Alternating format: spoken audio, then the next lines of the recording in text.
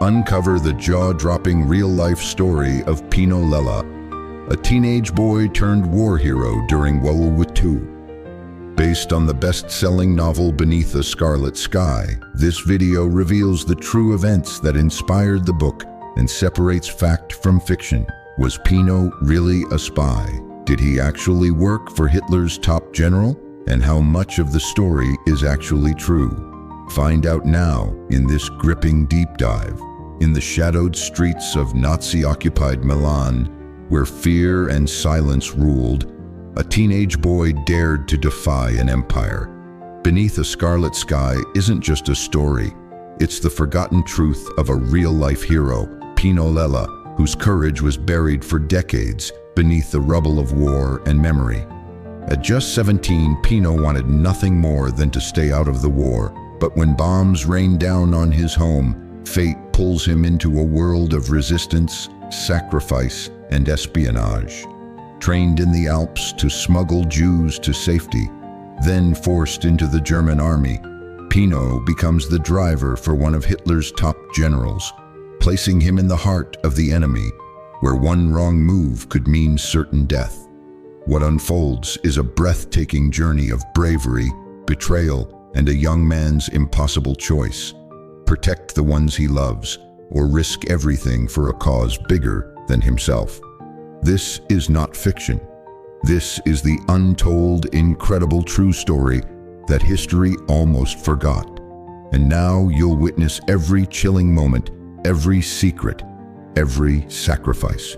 Prepare to see World War II through the eyes of a boy who became a silent soldier beneath a scarlet sky.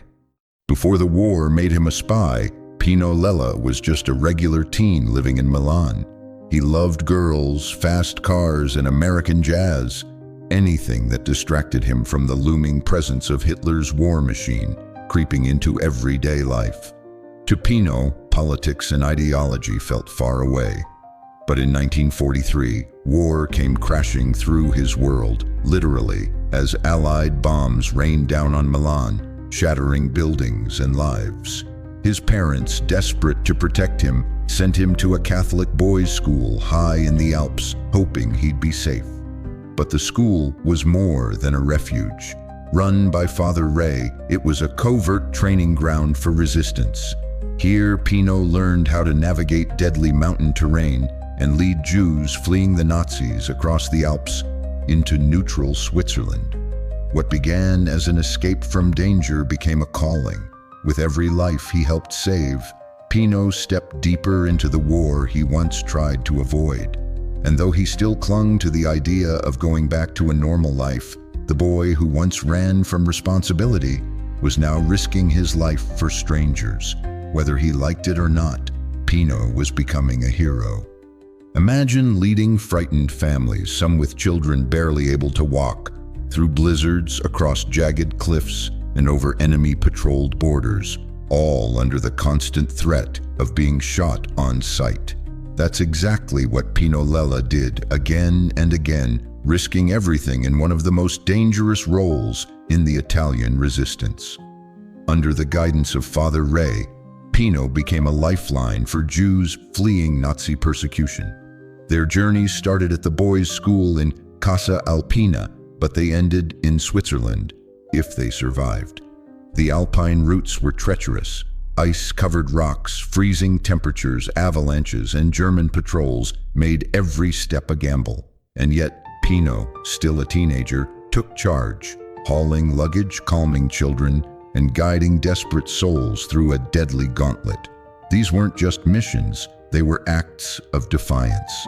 For each family he led to freedom, Pino was giving Hitler the middle finger, but each trip also carried emotional weight.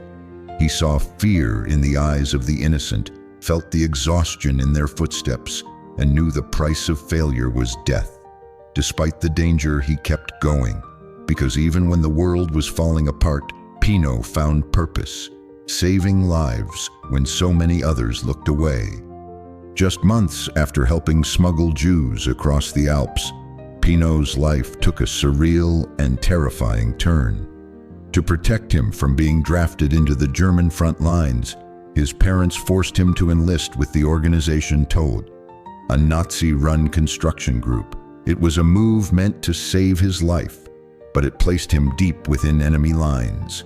Then came the unthinkable. Because of his fluent German and driving skills, Pino was assigned as the personal driver to General Hans Leyers, one of Hitler's most powerful commanders in Italy. Overnight, Pino went from resistance courier to Nazi insider, sitting inches away from the man responsible for countless atrocities. But this wasn't surrender, it was strategy. Pino secretly agreed to become a spy for the Allies. Every route he drove, every conversation he overheard, every document he glimpsed, he memorized it all and passed the intel to the resistance. Under constant surveillance, surrounded by killers, Pino played a deadly game of deception. One wrong move, a single misstep, and he'd be tortured and executed. Yet he kept going, because behind enemy lines, Pino wasn't just driving a general. He was steering the resistance toward the truth, one secret at a time. Being close to power in wartime Italy didn't shield Pino from horror, it exposed him to more of it. As General Leyers' driver, he had a front-row seat to the brutality of the Nazi regime. He witnessed forced labor, executions, and starvation, moments that would scar him forever, and all the while, he had to act like nothing was wrong. He drove past mass graves and watched slaves die building German infrastructure. He stood silently as Leyers ordered entire villages to be cleared or destroyed. He overheard discussions about trainloads of Jews being sent to camps, destinations they would never return from, and he carried the unbearable weight of knowing but not being able to stop it. Pino's double life became a psychological war. Every day he had to smile in the face of monsters, knowing that if they suspected him for even a second, he'd vanish like so many others. He carried secret radio equipment in his car, sometimes in the presence of high-ranking Nazis. He coded messages in the margins of maps and newspapers. Yet the greatest burden wasn't fear, it was helplessness. He could spy, he could report, but he couldn't save everyone, and that truth haunted him more than the enemy ever could. Beneath the Scarlet Sky has captivated millions, but how much of it is true?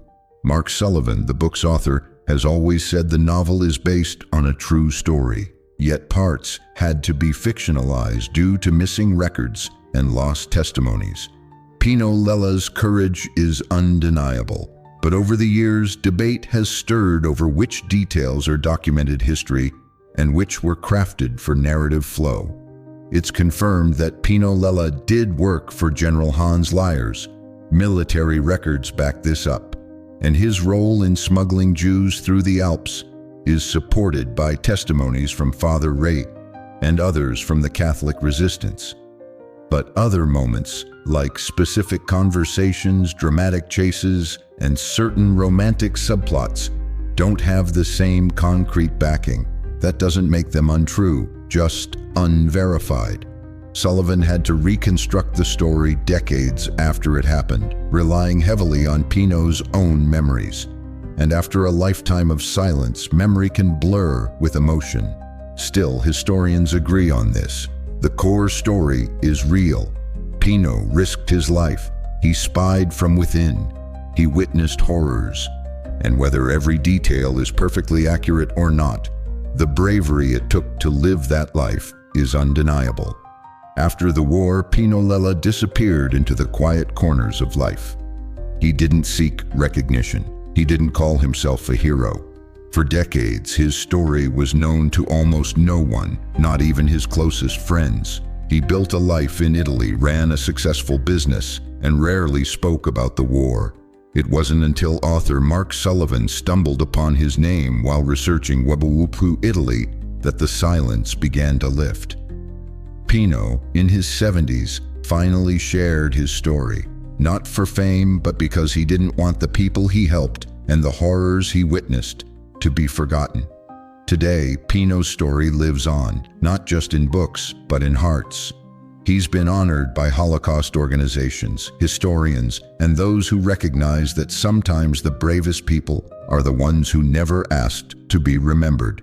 His life is a testament to what one person, no matter how young, can do in the face of evil. In a world full of noise, Pino Lella's legacy whispers something powerful. That quiet courage can change history. Pino Lella never wanted to be a hero. He just wanted to survive. But in the darkest days of World War II, survival meant standing up, stepping in, and risking everything. From smuggling Jews across frozen mountains to spying from the passenger seat of a Nazi general's car, Pino's story is proof that ordinary people can do the extraordinary when the world needs them most. Beneath the Scarlet Sky isn't just about war, it's about the choices we make when it matters. It's about love, sacrifice, and resilience. And maybe, just maybe, it's a reminder that the quietest people often have the loudest stories. If you were moved by Pino's journey, don't let it stop here. Share this story. Keep his memory alive, and subscribe for more unbelievable true stories that history almost forgot. Because sometimes the most powerful truths are the ones buried beneath the scarlet sky. Frost, footsteps tread where lives were lost, a silent vow in the dead of night. He carries hope beneath the fight. The world lays fractured, cold and bare, yet courage rises in the air. Through burning towns and skies of gray,